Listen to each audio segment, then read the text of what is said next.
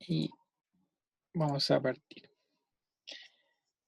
Bueno, entonces con el profe, las últimas clases creo que han estado viendo dinámica, pero un poco antes de eso vieron las curvas de Keller y lo que es la formación de nubes en la atmósfera, ¿ya? Que es una parte súper importante de este ramo.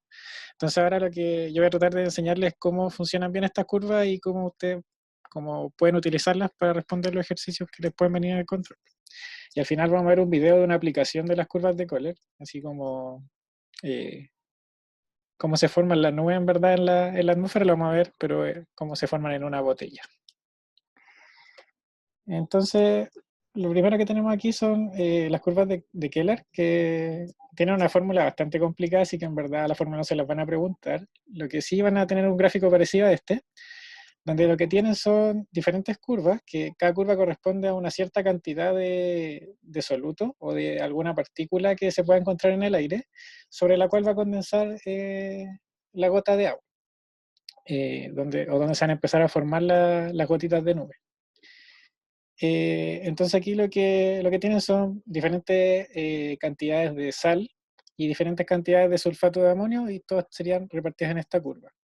Entonces la curva lo que tiene son el radio de la gotita que se formaría sobre este soluto y la saturación a la que se encontraría como el equilibrio entre radio y saturación, ¿ya?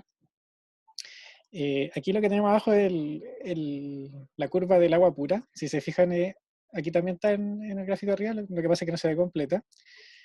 Es una curva que no viene como desde abajo, si se fijan. Es como súper alta para el mismo radio, por ejemplo 0,01 micrómetros de radio. En este caso necesitamos una supersaturación del 12% para que se encuentre el equilibrio, ¿ya? En cambio, cuando tenemos soluto, estas supersaturaciones bajan un montón, ¿ya? Eso es a lo que uno va cuando dice que es mucho más fácil que se formen las gotas de nube sobre un soluto que sobre el agua pura, porque para el agua pura se necesitan supersaturaciones súper altas, ¿ya? Bueno, aquí está el gráfico de lo que es la presión de vapor de saturación con respecto al agua y con respecto al hielo, que quizás lo vamos a necesitar un poco más adelante para tratar de explicar un poco cómo funciona esto, ¿ya? ¿Tienen alguna duda de esta materia? ¿O pasamos a los ejercicios al tiro? Igual la idea del auxiliar va a ser cortito, así que si tienen preguntas, pregunten nomás. Ya, entonces vamos a empezar con la P1.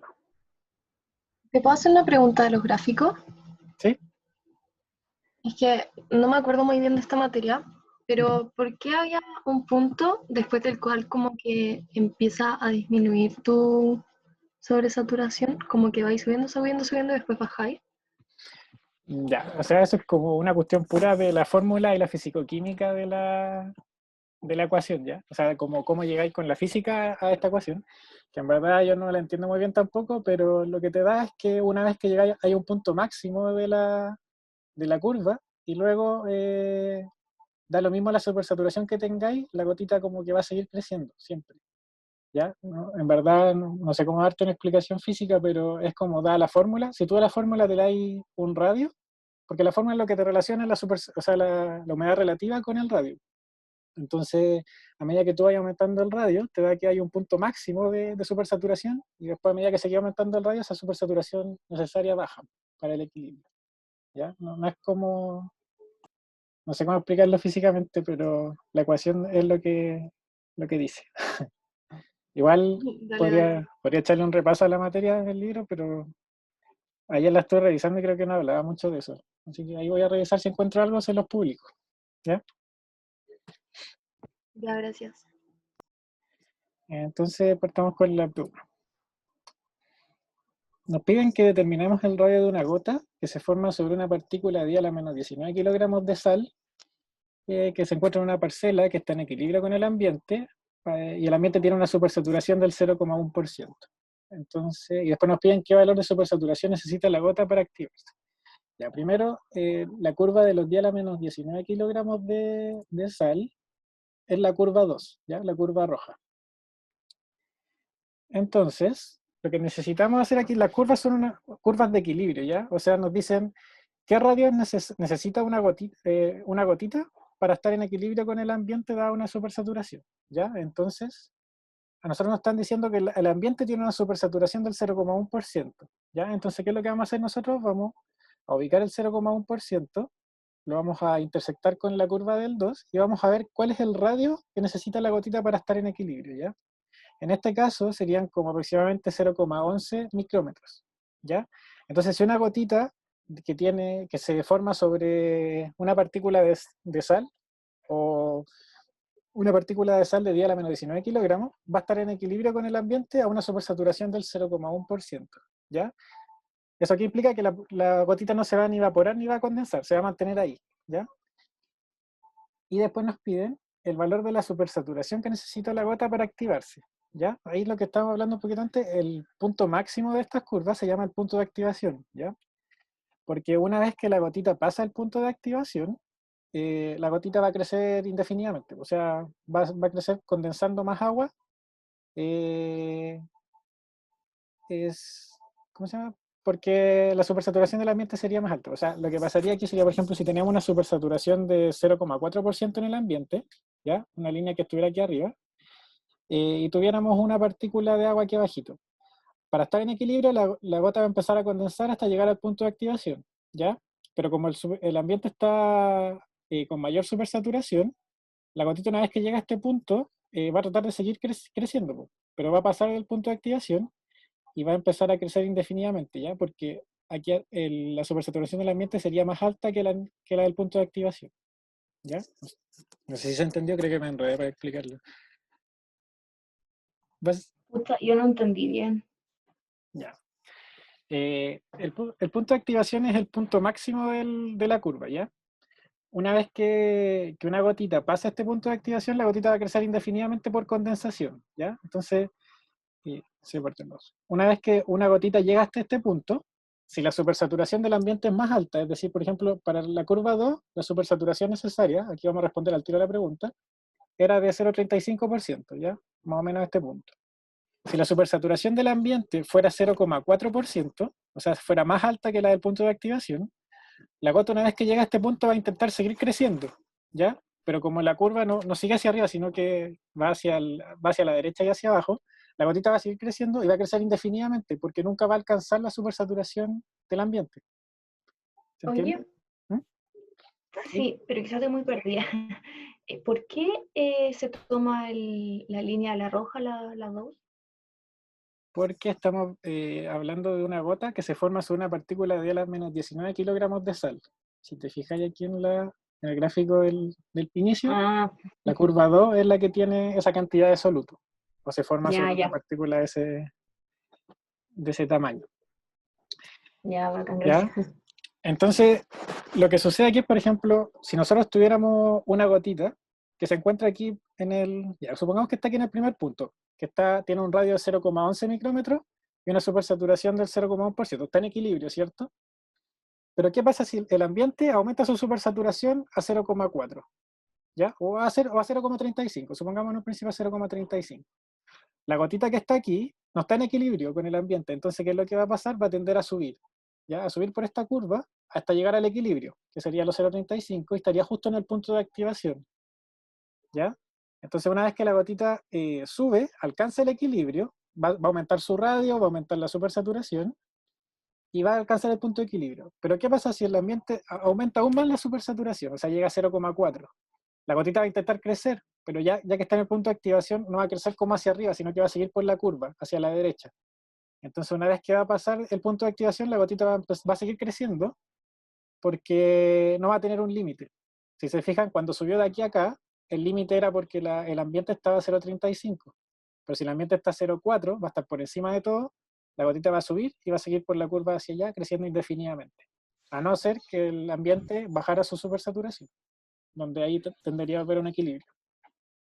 Oye, Ahí, Tommy, ¿sí? Tomás, después indiferente si la supersaturación es mayor a 0,35, o sea, va a tener el mismo efecto si es 0,25 o 0,4. Sí, po. O sea, si está ahí por encima, por ejemplo, el punto de activación de las dos es 0,35. Si está ahí a 0,4, a 0,5, a 0,6, a 12, da lo mismo, va a ser el mismo efecto. La gotita va a seguir creciendo por condensación. Y no es que crezca más rápido o menos rápido, eso lo da otra, otra fórmula. Sino que aquí solo te dice que si estáis sobre el punto de activación, la gotita para tratar de alcanzar el equilibrio no lo va a alcanzar nunca. ¿ya? Y lo que va a pasar va a ser que va a seguir creciendo indefinidamente. ¿Ya? Va a pasar lo mismo con todas las otras curvas. Todas las otras curvas tienen su punto de activación y dependiendo de eso es si la gotita va a crecer indefinidamente o va a estar en equilibrio con el ambiente. ¿Ya? ¿Ahí se entendió mejor? Sí, dale. ¿Ya? Entonces, en la P2, lo que nos piden es, bueno, es como para que entiendan bien lo que es el punto de activación, entonces nos piden, o para que vean bien cómo se ubica el punto de activación en las curvas, nos piden el punto de activación para, para todas las curvas. Entonces la curva 2, que ya la habíamos calculado, nos da que el punto de activación es de 0,35% de supersaturación. Y se hace lo mismo que para todas las otras curvas. Pues se busca el punto máximo y se calcula la supersaturación necesaria. Entonces para la curva 3 tenemos que sería 0,11%. Para la curva 4 sería un 0,05%. Y para la 5, hay una curva 6. La 5 sería como un 0,45-46%. Ahí bien al ojo, en verdad, no necesitan tener mucha precisión. Y para la curva 6 un 0,15%. ¿Ya? Ahora en la pregunta 3, lo que nos piden es comparar o comentar acerca del efecto producido en las curvas al aumentar la masa absoluta. Ahora hay que tener en consideración que, voy a volverme a la página inicial, que las curvas 2, 3 y 4 son de sal, ¿ya? La curva 2 tiene menor cantidad de sal y la curva 4 tiene mayor cantidad de sal, mientras que la curva 5 y la curva 6 son de sulfato de amonio, y lo mismo, la curva 5 tiene menor cantidad y la curva 6 tiene mayor cantidad. Entonces, eh, perdón,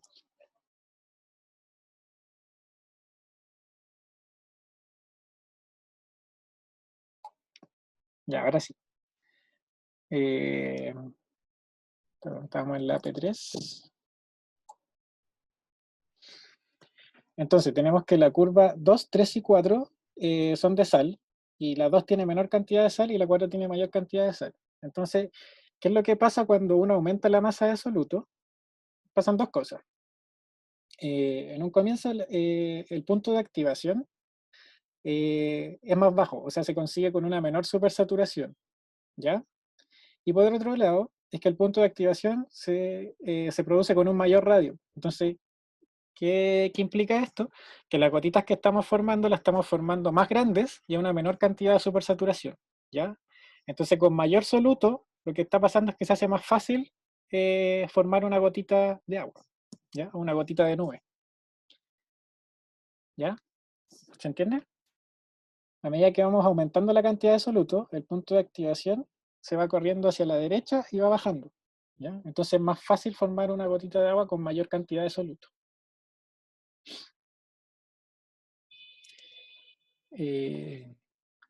La P4 nos preguntan cuál sería el radio de una gota formada sobre una partícula de 10 a la menos 19 kilogramos de sulfato si el ambiente presenta una sobresaturación del 0,3%.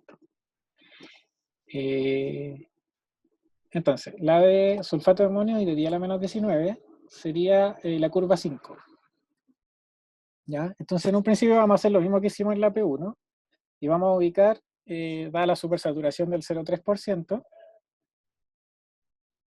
ups, sí, me equivoco. La supersaturación del 3%, ¿cuál es el radio que tendría la gota para estar en equilibrio? ¿Ya? En este caso sería como de 0,9, 0, sí, entre 0,8 y 0,9 micrómetros, 0,09, perdón. ¿Ya? Y ahora aquí es como para ver un poco cómo funciona el equilibrio en estas curvas, ¿ya? Entonces, me voy a salir aquí un poquito porque voy a usar esa gotita que está ahí. Ahí se ve bien. Vamos a usar esta gotita.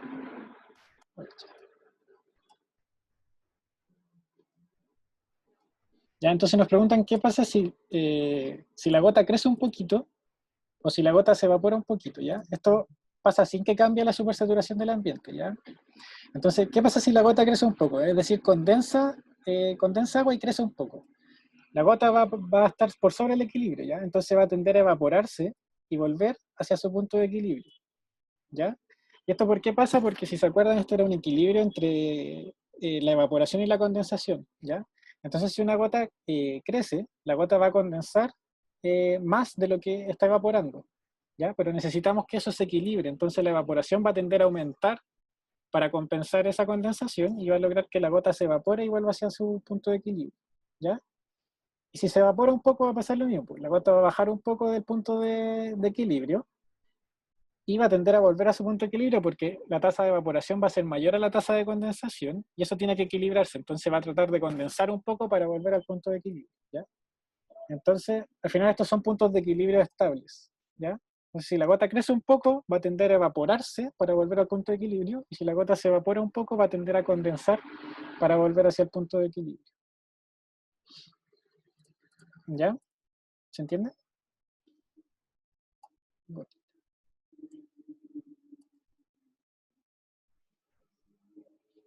Y teníamos ese punto. Y con la P5 tenemos que determinar la supersaturación crítica requerida para que una gota formada sobre una partícula de 10 a la menos 18 kilogramos de sal, que se forma sobre una partícula de 10 a la menos 18 kilogramos de sal, y para que ésta crezca sobre el estado de niebla, ¿ya? Este es como otro término importante de estas curvas, y el estado de niebla se denomina a todo lo que está antes del punto de activación, ¿ya? Porque son gotitas que son de tamaño pequeño, pero que si tú las ves en el ambiente son como gotitas de niebla, ¿ya?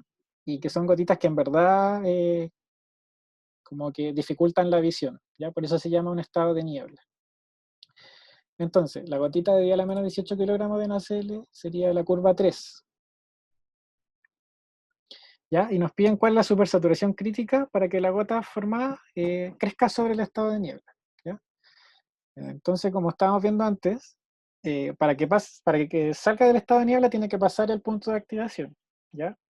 Entonces, la supersaturación crítica, o sea, la supersaturación que se necesita para que la gota salga de este estado de niebla sería la supersaturación del punto de activación, ¿ya? Que en este caso sería de 0,11 como habíamos calculado en la P2, ¿ya?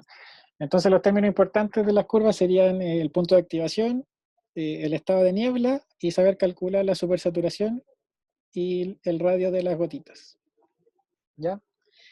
En verdad eso es lo que es cómo funcionan estas curvas y estas son las preguntas que le pueden hacer como en el control. Así que si entendieron esto, van a estar... ¿Tienen dudas? Porque en verdad, ¿qué hora es? ¿Verdad? Solo nos queda ver un video de cómo funciona esto en la realidad, o aplicado. Tengo una pregunta. ¿Ya? Dale, no. Acá en la P5, ¿por qué necesariamente tiráis como al estado de activación? Porque después de eso va a crecer, pero no podríais tomar cualquier valor sobre el 100% de humedad relativa y entre el 0,1 de sobresaturación. No. ¿Por qué no podríais tomar un valor ahí? O sea, tú decís tomar un valor que está bajo esto, pero sobre el 100%, ¿cierto? Claro. Como en esta zona.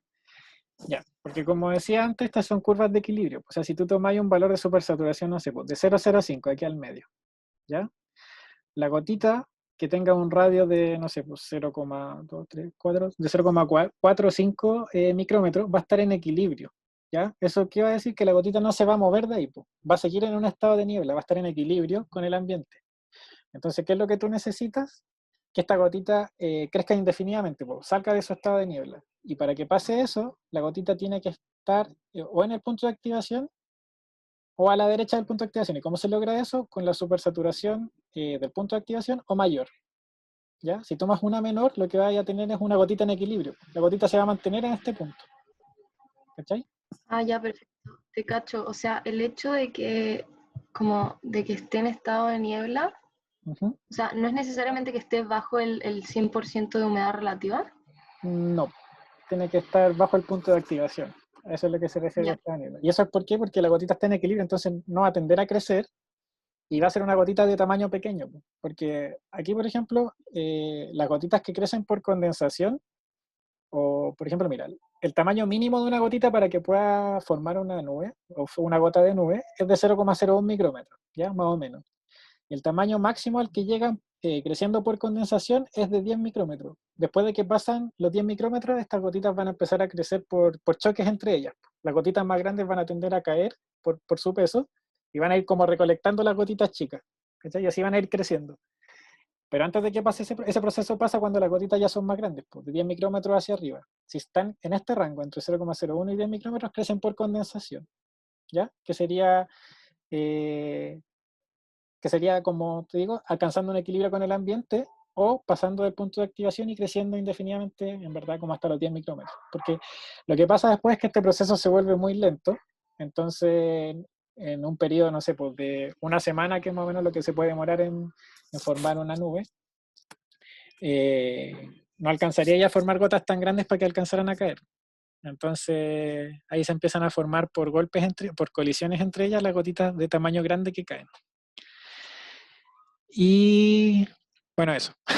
Estas son las curvas de equilibrio y antes del punto de activación siempre vaya a tener curvas en equilibrio. Si tenía un 100% de humedad relativa, por ejemplo en la curva 3 vaya a tener gotitas de tamaño 0,35 y se van a quedar ahí, a menos que la saturación del ambiente cambie, ¿ya? Suba o baje. Si la saturación baja, las gotitas van a tender a achicarse. Si la saturación aumenta, las gotitas van a tender a crecer. Una vez pasado el punto de activación, las gotitas tienden a crecer indefinidamente. Vale, gracias. Ya. ¿Tienen más preguntas? Si no, vamos a ver el video de aplicación de esta materia. Ya, démosle si tienen más preguntas después del video. Está con los subtítulos en español, pero son la traducción de Google. Así que si hay algo medio raro, entiendan que es Google. Hey, it's Steve Spector with another demonstration. Spangler Lab. Take a look at this. The cloud in a bottle, the way it's supposed to look. Watch this. Here's the pressure. Now we're really 3, 2, 1. That is how the cloud in the bottle is. Or at least how I want it to look on TV, in the classroom, on stage. That, in my mind, is a great cloud in the bottle. Now, I want to deconstruct the demonstration because the way I learned to do it and the way that all of these books show to do it is very, very different. I want to show you how we get to this, but I think it's really important. Okay? All right, so the original idea was this. You might have seen different variations of it. What we're trying to do is, in all of them, see a little bit of moisture inside. So it always starts with water, a little bit of water, and then what you're trying to do is you want that to evaporate to some extent. So we're moving around inside with just a little bit of moisture inside, right? And so we want some evaporation, and then we want condensation. So the air that we're going to push down inside is going to add energy to this, right? It's those molecules up, more molecules inside, the rubber gets together, adding energy inside here that helps the evaporation. And then when you release the pressure drastically, then that condensation is supposed to turn into clouds. The way that you're supposed to do that is with matches. All right, so the matches are here, and you're supposed to now create smoke.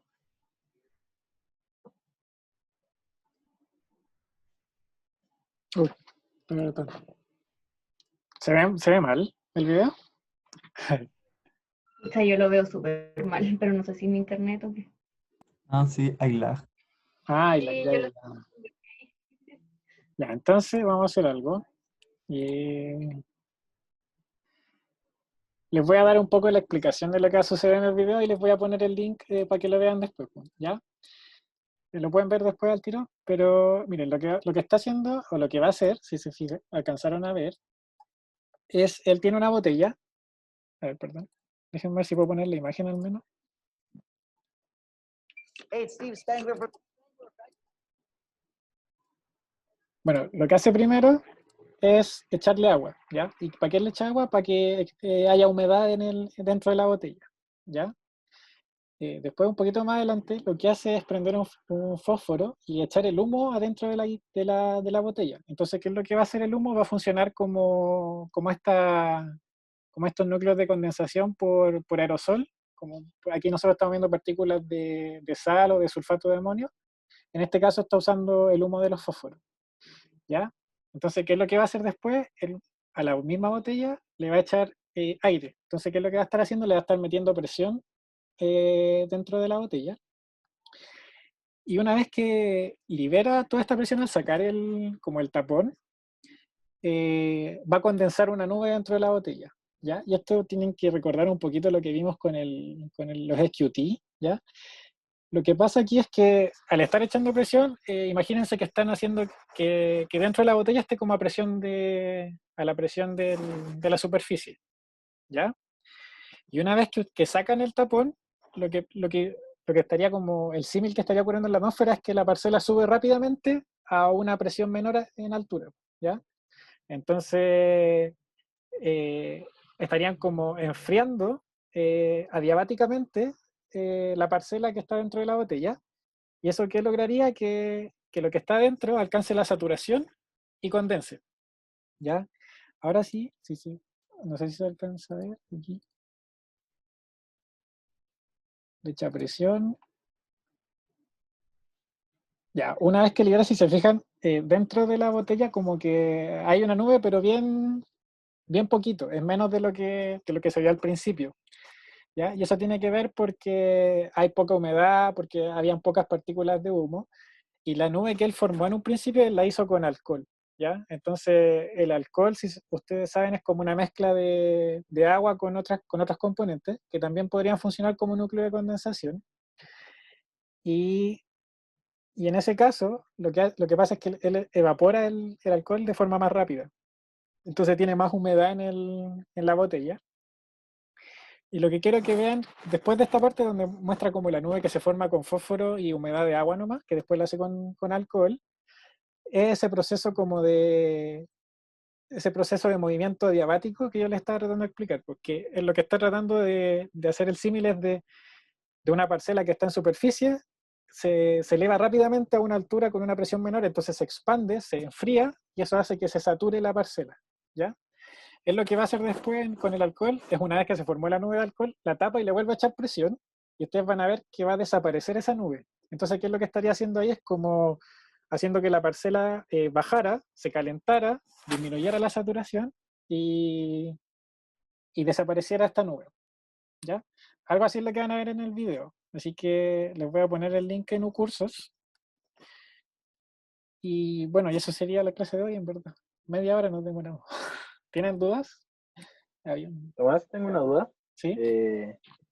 La parcela, en el fondo, lo que estaría dentro de la botella, ¿experimenta realmente un cambio de temperatura? Yo creo que sí.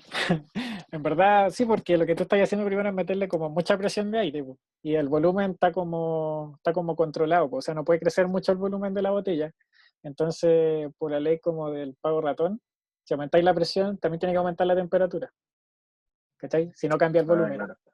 Pero entonces una vez que le sacáis esa presión, se va a enfriar rápidamente y eso va a hacer que como que se junten estas curvas que veíamos de temperatura y temperatura del punto de rocío y va a condensar, ¿ya? Ya, claro, me hace harto sentido.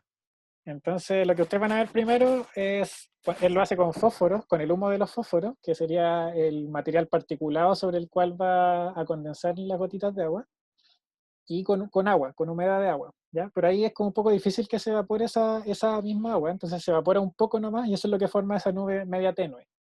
Después lo hace con alcohol, que tiene como una evaporación mucho mayor, por lo tanto hay mayor cantidad de humedad en la botella y por eso se ve una nube mucho más grande, como se vio al principio, no sé si la alcanzaron a ver o estaba muy lagueado.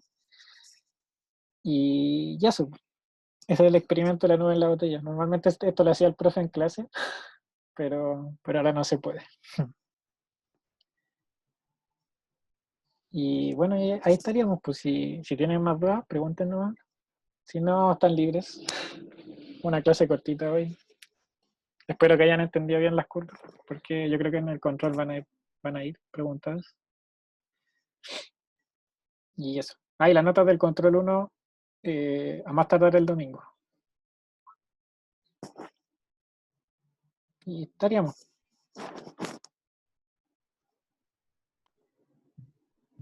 Ya, Tomás, gracias, que estés bien. Igual, que estén bien.